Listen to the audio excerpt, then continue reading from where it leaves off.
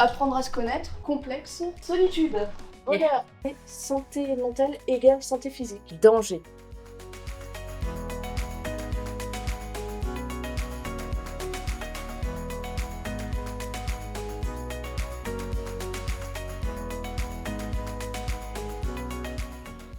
Nos grosses parties, c'est environnement, nutritionnel, génétique et activité.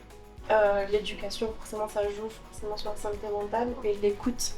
Les parents qui sont à l'écoute, une famille qui est à l'écoute de l'enfant, c'est forcément mieux. On a mis forcément le financement, le financier, qui joue un gros rôle pour nous, en tout cas, un des rôles. Encore l'héritage, l'emploi, le domicile, les soins, loisirs, inflation.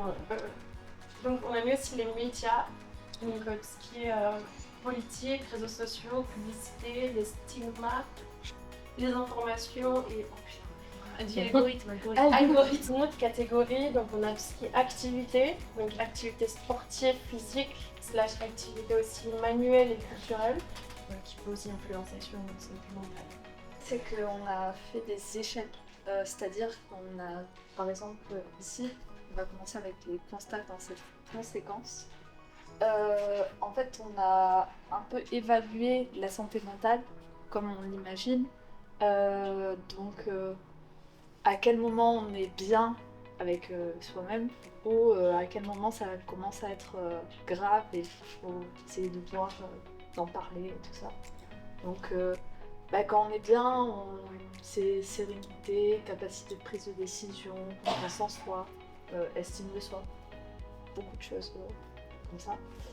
Après, on a là où ça commence à être compliqué. Donc là, on commence à avoir des doutes, des fragilités émotionnelles, vulnérabilité, fatigue, manque de motivation. Et ensuite, on commence à aller vraiment sur le deep, comme on dit. Donc le mal-être, trouble du sommeil, fatigue chronique, absence d'autonomie, manque d'estime de soi, paranoïa, dépression, pathologie, troubles.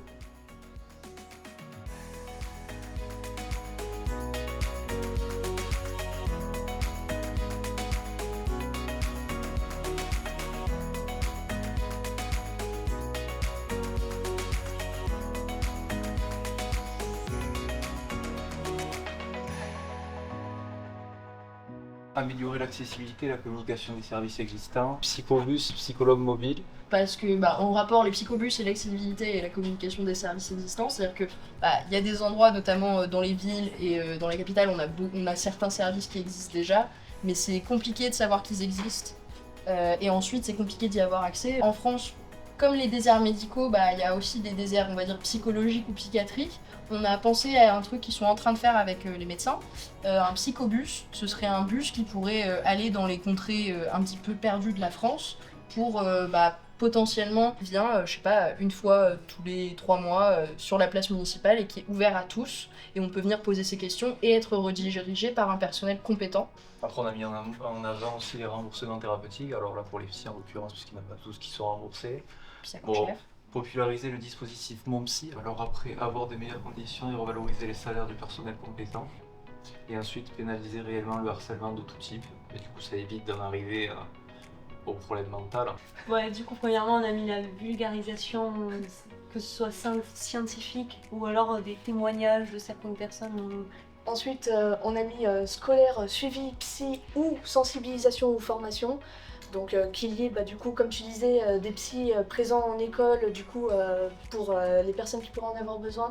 Mais aussi une meilleure sensibilisation et une meilleure formation pour les professeurs, le personnel, pour pouvoir accompagner les enfants qui subissent de la discrimination, du harcèlement. La refonte du modèle psychiatrique, carrément. Donc on a dit arrêter de s'arrêter aux symptômes, et donc c'est-à-dire un symptôme, un médicament, comme on en a parlé tout à l'heure. Et c'est chercher la cause du problème et s'attaquer plutôt à ça que aux symptômes et donner des médocs pour donner des médocs, quoi.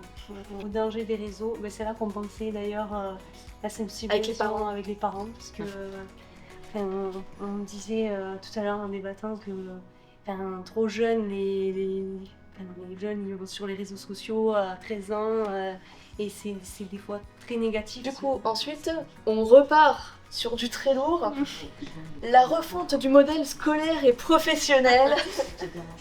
Parce qu'on discutait justement du fait que dans beaucoup d'autres pays d'Europe, surtout les pays nordiques, ils ont moins d'horaires de travail ou scolaire, mais pourtant de meilleurs résultats ou une meilleure santé psychologique.